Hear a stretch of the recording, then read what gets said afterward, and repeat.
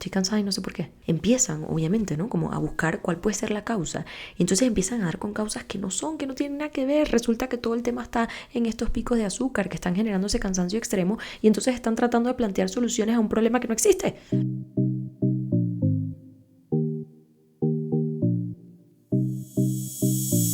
En el episodio de hoy vamos a hablar de azúcar. Sí, de azúcar. Se calma todo el mundo que vamos a hablar de azúcar, que yo sé que esto a veces es un tema un poco controversial. De hecho, hasta ahora no lo había tocado como específicamente el azúcar. Pero yo creo que hay que conocer la realidad y a partir de ahí, pues, cada uno tomar sus propias decisiones. Voy a hacer varias aclaratorias por la controversia del tema porque ya he tenido varios debates al respecto. Número 1. Este episodio no va de extremos, va de conocer la realidad y que cada quien tome sus decisiones, pero informado, conociendo la realidad. Entonces vamos a ver, qué es el azúcar, qué hace el cerebro en el azúcar, cuáles son nuestros comportamientos con respecto al azúcar, cómo saber si a lo mejor el azúcar está siendo un problema en mi vida, es decir, qué señales me puede estar dando, cómo regularla, cuáles son sus sustitutos. Vamos a ver un poco cómo, al final el objetivo es conocer realmente qué hace el azúcar en nuestro cerebro, qué impacto tiene y cómo podemos ayudar pues a cambiar un poco ese impacto negativo y trasladarnos un poco hacia impactos un poco más positivos sin necesidad de caer en extremos. Por otra parte, no es un episodio de nutrición, podría serlo, pero realmente no lo estamos enfocando desde aquí. Es un episodio de neurobiología aplicado a la vida real. O sea, quiero que nos llevemos cosas a la vida real entendiendo el impacto que tiene el azúcar en el cuerpo y en el cerebro. Por otra parte, ¿qué hace una psicóloga hablando de azúcar? Bien, si te estás haciendo esa pregunta, eso es porque todavía no nos conocemos muy bien.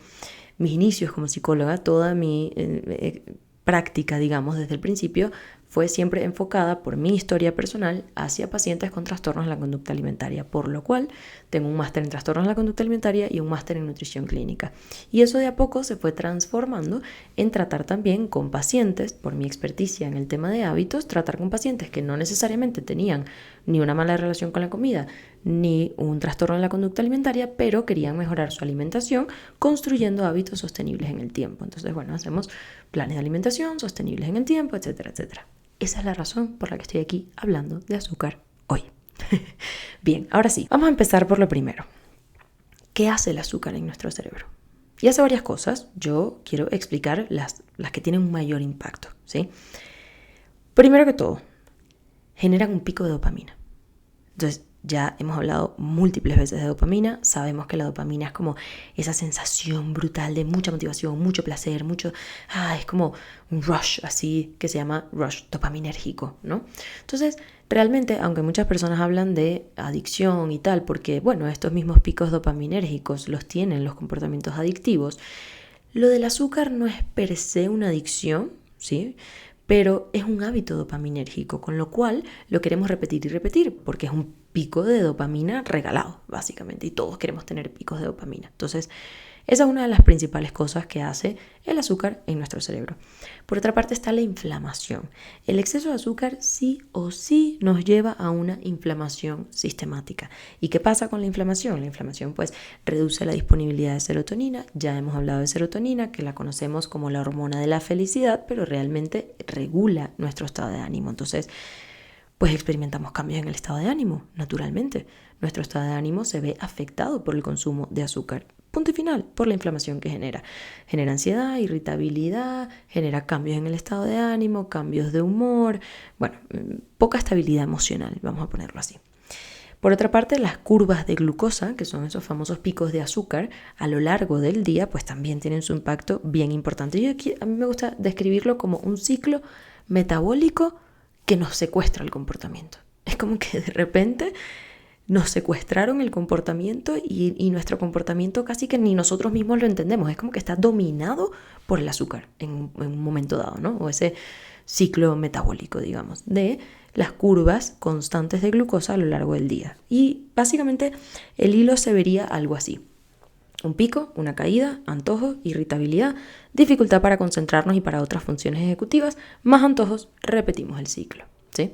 Esto es un poco el impacto que tiene el azúcar en nuestro cerebro en cuanto a esos picos constantes o curvas constantes de glucosa. Para que te hagas una idea, una sola comida en exceso de azúcar, o sea, con mucho azúcar, puede durar esa desregulación en nuestro cerebro hasta 48 horas. O sea, el impacto del azúcar queda en el cuerpo y es evidente, y queda en el cerebro y es evidente. Ahora, ¿qué tan evidente es? Ya lo vamos a ver cuando hablemos de cómo reconocer un poco esas señales, ¿no? Pero primero vamos a ver por qué sentimos dependencia del azúcar. Esto que decíamos antes de que muchas personas lo describen como una adicción al azúcar, y acabo ya de explicar pues que no es una adicción per se, pero esos picos dopaminérgicos son propios de los comportamientos adictivos. Entonces es natural que lo interpretemos como una adicción, pero realmente es un hábito dopaminérgico y por eso lo queremos repetir tanto y tanto y tanto y tanto, y el mismo cerebro es como que lo pide, ¿no? Entonces, ¿por qué sentimos esta dependencia? Primero porque el azúcar es un regulador emocional barato y fácil. O sea, las cosas como son. O sea, es barato, es fácil de acceder a él y ya está, ¿no? Entonces pasa con otras cosas, es verdad, y por eso digamos que comúnmente o colectivamente, socialmente hacemos la comparación con drogas. A mí no me encanta hacer esa comparación, me parece que es un poco amarillista, un poquito extremista, pero bueno, ok, de aquí viene, de aquí nace, de que efectivamente es un regulador emocional fácil de encontrar. ¿Qué pasa?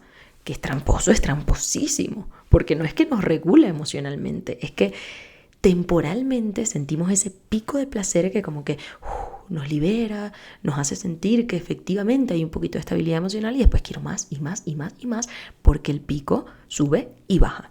Entonces es tramposo, pero esa es una de las razones por las que sentimos dependencia. Luego porque el cerebro lo asocia con alivio naturalmente, o sea, la dopamina, ese pico dopaminérgico que sentimos, representa un alivio para el cerebro. Eso no es mentira. O sea, claro que lo representa. Y después está todo un historial, y de eso no voy a hablar hoy, todo un historial de si en la infancia nos premiaban con cosas altas en azúcar. O sea, pues por supuesto que tiene todavía más connotación de alivio, ¿no? Es como un premio, tal.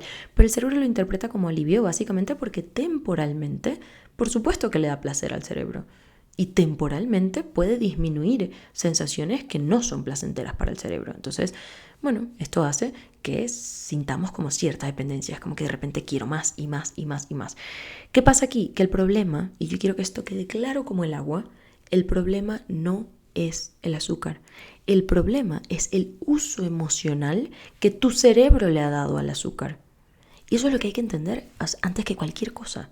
Para poder mejorar el problema y para poder realmente tomar mejores decisiones, hay que entender qué está pasando por dentro. Entonces el problema no es el azúcar, el problema es el uso emocional que le damos. Y no es que nosotros nos levantamos un día y dijimos, hoy tomo la decisión consciente de darle un uso emocional al azúcar. No, por supuesto que no. O sea, poco a poco el cerebro ha ido interpretando, ha ido viendo, ha ido aprendiendo que cuando come azúcar tiene esta sensación de placer, y el cerebro no piensa en las consecuencias de después. El cerebro no está programado para eso. El cerebro piensa en el hoy y el ahora, en este momento, lo que es placer, lo que no es placer. El cerebro busca placer, evita displacer, punto y final. O sea, no anda pensando, ¿será que esto me va a afectar en el largo plazo? No. Por eso es que la construcción de hábitos saludables es un proceso consciente y voluntario, porque el cerebro por sí solo no dice, no, esto pensándolo bien en un tiempo nos puede ocasionar, no.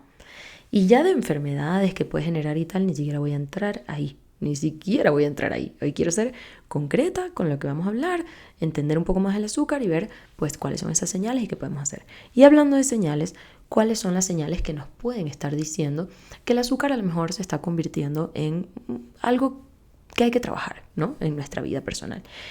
Varias cosas, las más comunes y las más importantes son el cansancio sin explicación, o el cansancio a veces después de comer, por ejemplo, que es así como que estoy cansada y no sé por qué. O sea, tengo una sensación como de agotamiento constante, ¿no? Y entonces, además eso desencadena un montón de cosas, porque yo he visto y yo he tenido en consulta muchas personas que empiezan, obviamente, ¿no? Como a buscar cuál puede ser la causa, y entonces empiezan a dar con causas que no son, que no tienen nada que ver. Resulta que todo el tema está en estos picos de azúcar que están generando ese cansancio extremo, y entonces están tratando de plantear soluciones a un problema que no existe.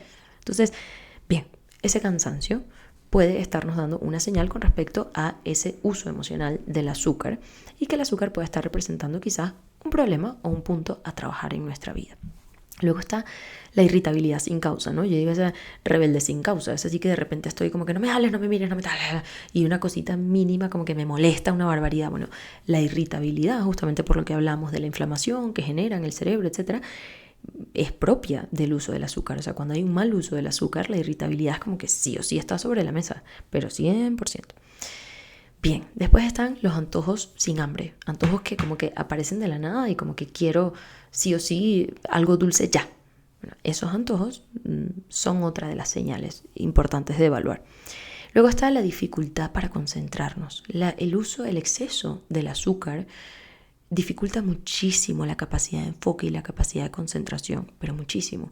Entonces, a veces sentimos como que, bueno, pero ¿qué pasa? O sea, yo dormí bien, yo descansé, no sé, yo almorcé, yo desayuné, yo hice todo bien, yo tal, y estoy así como que no me puedo concentrar, no puedo, no doy, no va.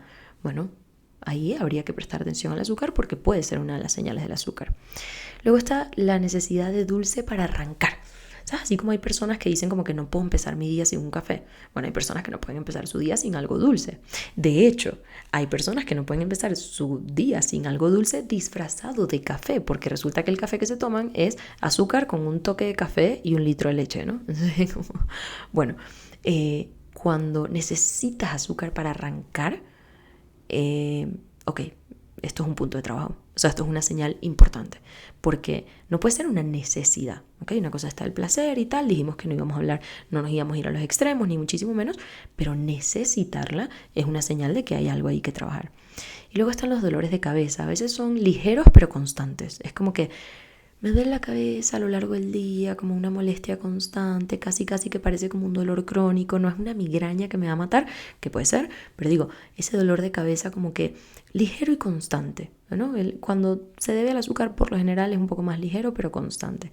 Y eso, o sea, sumado a todo lo demás, o sea, si estás irritable, te duele la cabeza, tienes cambios de humor, o sea, esto es una bomba, ¿no? Esto es realmente una bomba. Y luego están, pues, los cambios de ánimo. A mí nunca se me va a olvidar, y yo creo que lo he conversado con ustedes varias veces en mis redes sociales, pero nunca se me va a olvidar un caso concreto que nosotros tuvimos en el equipo, que fue una persona que nos llegó con un supuesto potencial diagnóstico de trastorno de la personalidad bipolar, ¿no? El trastorno bipolar. Bien, el trastorno bipolar va de que, bueno, hay muchos cambios de ánimo que son muy drásticos, hay como temporadas, etapas, episodios de grandeza, de depresión, etcétera, en fin. Está caracterizado por unos cambios de humor y de ánimo bastante notorios, digamos. Y nosotros indagábamos en el equipo, pues tenemos cada una sus especialidades, ¿no? Pero desde ningún ángulo veíamos que podía ir por ahí el diagnóstico realmente. Entonces, pues nos fuimos a la parte fisiológica, que es algo que yo siempre hago de entrada, ¿no? Para hacerte el cuento corto, era una cuestión de picos de azúcar, era una cuestión de curvas de glucosa demasiado elevadas, era una cuestión de trabajar la alimentación. Y ojo, no es el único caso, sino que bueno, ese caso concreto lo recuerdo porque fue como muy emocional y muy tal, y bueno, ese paciente sabe que lo quiero con todo mi corazón, pero no es el único caso, o sea, hay muchas cosas que a veces no le encontramos una explicación con respecto a nuestro estado de ánimo, cambios de humor, etc. Y a veces la respuesta está en la alimentación, la respuesta suele estar en las cosas más simples. Por eso es que yo amo tanto la alimentación. Cuando yo empecé como psicóloga, yo entré al mundo de la alimentación muy rápido porque entendí que no hay salud mental sin una buena alimentación. Punto y final. O sea, no hay. Somos un cuerpo, habitamos un cuerpo, somos fisiología y no somos puramente, ni podemos separar la mente del cuerpo. ¿Sí? O sea, el cerebro funciona y opera en la medida en la que mi cuerpo fisiológicamente está preparado para operar, ¿no? Y tiene las condiciones más óptimas posibles. Bien, estas podrían ser un poco las señales, ¿ok? Y ahora, para no extenderme demasiado, estoy ahí medio pendiente del tiempo porque yo me voy y vengo y me encanta hablar de este tema. Vamos a hablar de cómo regularla. ¿Ok? ¿Cómo regularla? Yo aquí no me quiero meter hoy particularmente en temas de nutrición. Si veo que les gusta el tema, si quieren que siga hablando de esto, si me lo escriben, si me lo dicen, yo feliz de la vida, entro a otro episodio y hablamos mucho más concreto de la parte alimenticia per se y práctica, ¿no?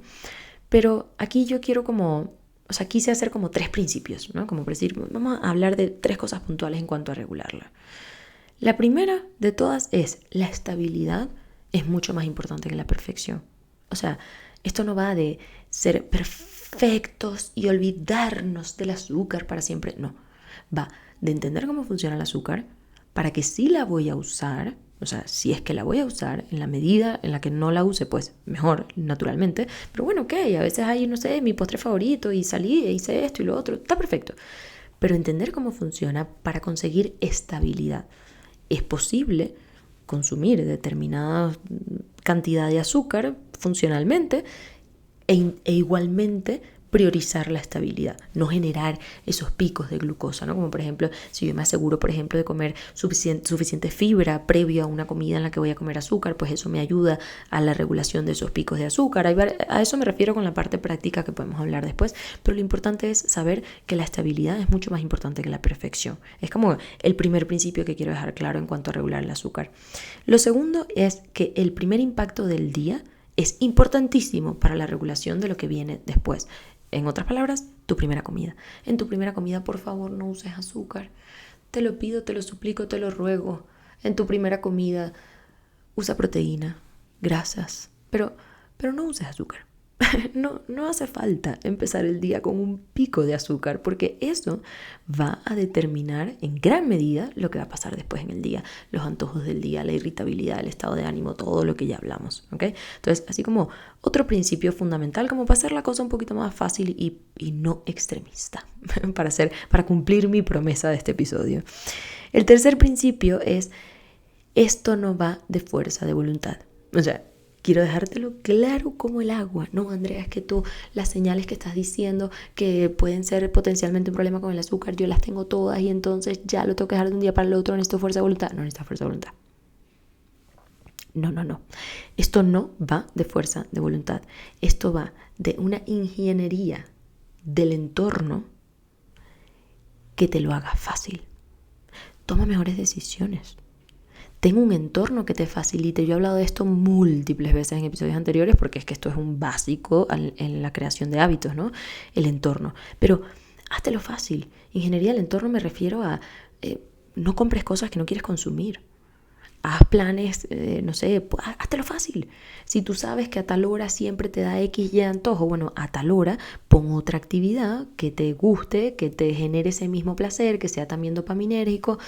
Invéntate otras cosas, pero ingeniería del entorno, o sea, háztelo fácil. Pues si tu despensa está llena de azúcar y tú quieres bajar el consumo de azúcar, bueno, ¿no? O sea, es como, no te lo estás poniendo fácil. Y esto va de hacernos fácil a nosotros mismos también el camino. Entonces, no es una cuestión de fuerza de voluntad, es una cuestión de saber hacer una buena ingeniería de nuestro entorno, facilitarnos el proceso, ¿sí? Facilitarnos las elecciones del día. O sea, si yo lo que tengo más a la mano es algo que no quiero, entonces ¿para qué lo tengo a la mano? O sea, me voy a poner a la mano algo que sí quiero consumir, ¿no? En fin, algunos sustitutos, quiero nombrarlos así como para no dejarlos por fuera. La stevia pura, el monk fruit, la lulosa, el eritritol. Yo aquí siempre promuevo mucho una cosa, y es conectar. O sea, si estás tratando de bajar el consumo de azúcar, conecta con la comida de otro lugar. Por ejemplo, a mí me ha servido muchísimo inventar recetas. Y a mis pacientes les ha servido muchísimo inventar recetas o ver, o sea, replicar recetas que ya están ahí, que están, o sea, las redes sociales están llenas de recetas con sustitutos de azúcar. Entonces, no es una cuestión de que más nunca vas a comer dulce, más nunca vas a comer algo que, por favor, yo soy la primera que, dedicándome a lo que me dedico, lo primero que le digo a las personas que vienen a mentoría de hábitos o que hacen el programa para construir una alimentación diferente o con fines 100% alimenticios es: te tiene que gustar lo que comes. Te tiene que gustar. Tenemos que disfrutar de la comida para que sea sostenible en el tiempo. Dios mío santo, ¿cómo va a ser sostenible comerme todo el día un pollo con brócoli? Eso no es sostenible. Vamos a decir las cosas como son. No es sostenible. Entonces, trata de conectar con la comida de otro lugar, inventarte recetas nuevas, tener otras opciones que también pues te den ese dulce que te provoca o no sé, eso que te gusta, esos sabores que te gustan, imítalos de otra manera. Entonces, conectar con la comida desde otro lugar me refiero a, por ejemplo, yo que soy una persona que no le gusta cocinar, pues tratando de hacer estas recetas conecto un poco más con el proceso de hacerla, me gusta, veo que algo me queda bien, entonces quiero inventar algo nuevo, con algún sabor nuevo. Conectar con la comida de otro lugar ayuda muchísimo, pero bueno, este es otro tema bastante más elevado, que es la relación con la comida. Y de nuevo, les digo lo mismo. Si lo quieren escuchar, si quieren que hablemos de eso, soy la más feliz del mundo hablándolo, pero háganmelo saber. Esto va a ser todo por hoy. Esto con respecto al azúcar, espero que haya quedado clarísimo pues cuál es el impacto que tiene en el cerebro, por qué sentimos que tenemos cierta dependencia, cómo es que eso funciona por dentro, qué cambios genera en nosotros, cuáles son las señales de que quizás hay que trabajar un poco en el tema del azúcar y cómo podemos hacer para regularla, para sustituirla, esos 3 principios básicos, ¿sí? Pero bueno, nos vemos en el próximo episodio.